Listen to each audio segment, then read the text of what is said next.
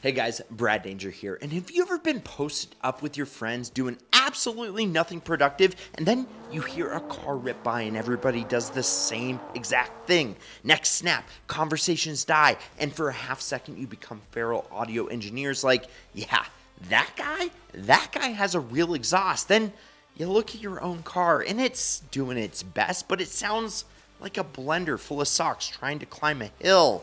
Here is the part that nobody tells you. So I'm going to be your bigger brother. Making your car sound good does not automatically mean that you have to drop $2,000 on a full exhaust and handing your keys to a sketchy shop.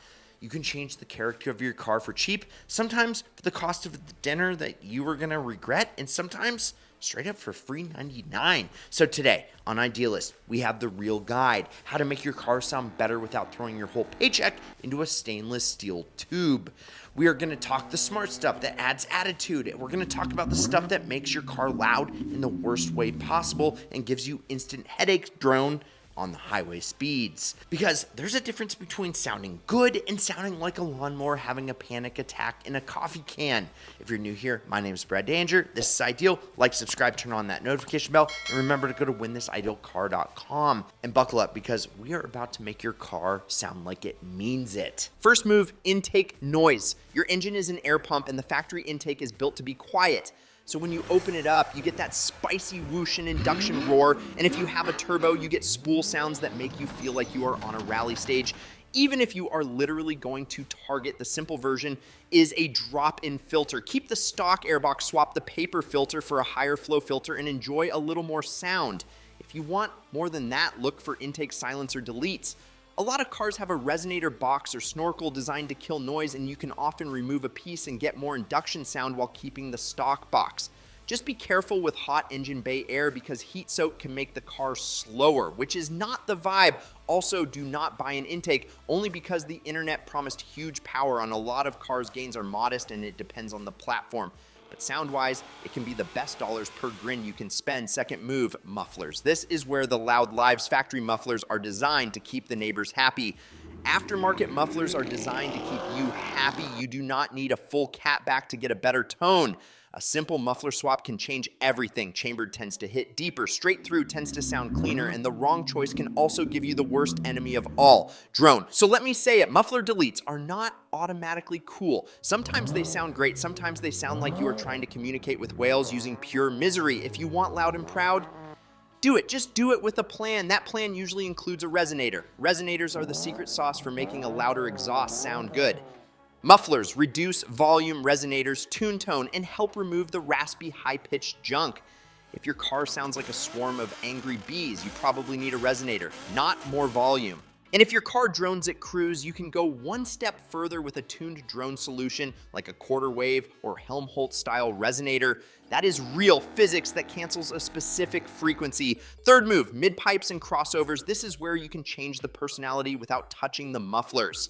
Midpipes can include resonators, secondary cats, and the crossover. If you have dual exhaust, if you have true duals, a crossover can change the note a lot. H-pipes tend to sound deeper, X-pipes tend to sound sharper and higher pitched. This is also where people ruin their lives by deleting too much at once.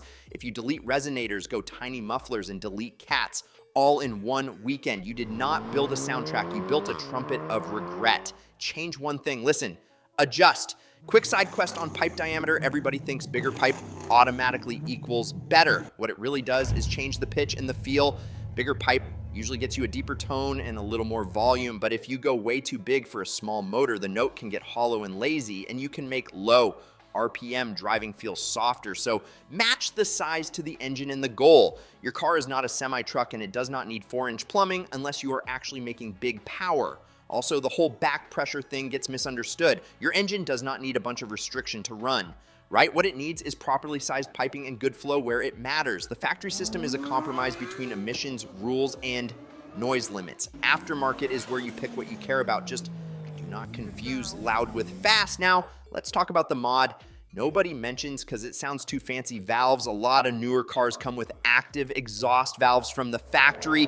Quiet when you are leaving your neighborhood, louder when you are ripping it. If your car has factory valves, learn how to actually use them. Sometimes there is a drive mode or an exhaust button you have never pressed. And if you do not have it, there are aftermarket valve mufflers and kits. They cost more than a basic muffler swap, but they solve a real problem. You get the fun sound when you want it, and you can shut it up when you are tired or when you are starting it at 6 in the morning. Hey guys, real quick, Rocky from New York didn't think he'd win either until he actually did. GTR, cash, flight out here, weekend with us, car shipped home, life changed forever. If you've ever said, I never win anything, this is your moment to prove yourself wrong. Click the pinned comment, sign up, get entered, and go claim your shot. Now, back to the show. Last tiny but huge thing, leaks.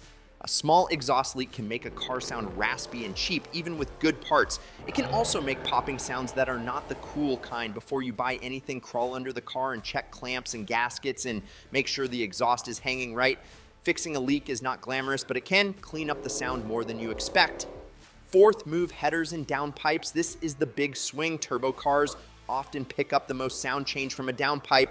Naturally aspirated cars can wake up with headers. This is also where tuning and legality start mattering. Emissions equipment is not a suggestion. In the US, tampering with emissions controls is illegal under the Clean Air Act, and the EPA has been loud about enforcing that. So if you are thinking cat delete because your friend said it is free horsepower, understand the risk. Check engine light inspection failure in many places, and you become that guy making everyone behind you breathe sadness. If you want street-friendly sound, look for legal options that keep the catalytic converters in place. And if you do major exhaust changes on a turbo car, be realistic that you may need tuning to keep everything happy. Fifth move, exhaust tips. Tips are not a horsepower mod, but they can shift the tone and the vibe. Bigger outlets can sound a bit deeper. Resonated tips can cut rasp. Think of them like the little megaphone at the end of the system. Also, they make the car look like it sounds good even before you touch anything else, which is half of car culture. Sixth move, the smartest money hack. Buy used parts, a quality catback that costs a lot. You can show up on Facebook Marketplace for way less because somebody bought it and their spouse rode in the car once and said absolutely not. Check for cracks and dents and make sure the flanges are not mangled, and you can score real brand parts for a steal. And when you sell the car, you can sell the exhaust again and put stock back on. It is the closest thing mods have to an investment. Now, the biggest mistake people make, they chase loud instead of good. Good is when you can hear the engine character and the note is clean. Bad is when cold start is a war crime and cruising is a headache. If that is, you do not panic, you can fix it. Add a resonator, swap mufflers, adjust the midpipe, one change at a time until it hits. Okay, we promised a free mod, here it is. Let the sound in modern cars have sound deadening everywhere to make the cabin quiet. If you want more exhaust presence without changing the exhaust, you can remove some of that insulation. Sometimes just pulling the trunk floor panel or spare tire cover lets more sound through. Sometimes dropping the rear seat backs does it. If you go full race car and strip everything, you will hear more exhaust, but you will also hear more road noise and tire roar. You are trading comfort for soundtrack, so start small, drive it, and see if you like it, because free mods are only free until you hate them. Hate. All right, so guys, here is your play. Intake sound for character, muffler and resonator for tone, midpipe and crossover for personality.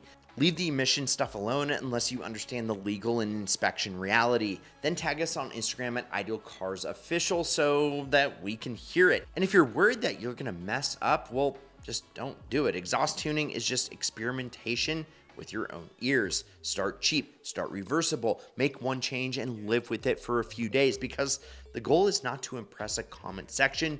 The goal is to love driving your own car, because the best part about exhaust is it is personal. There is no perfect sound. There is only the sound that makes you roll down your windows and just take in the long way home. If you enjoyed this video, like, subscribe, turn on the notification bell, and remember to go to winthisidealcar.com to get entered to win your dream car plus cash. I'm Brad Danger. This is Ideal. Check out some of these Ideal vids over here and promise me one thing: keep living the Ideal lifestyle.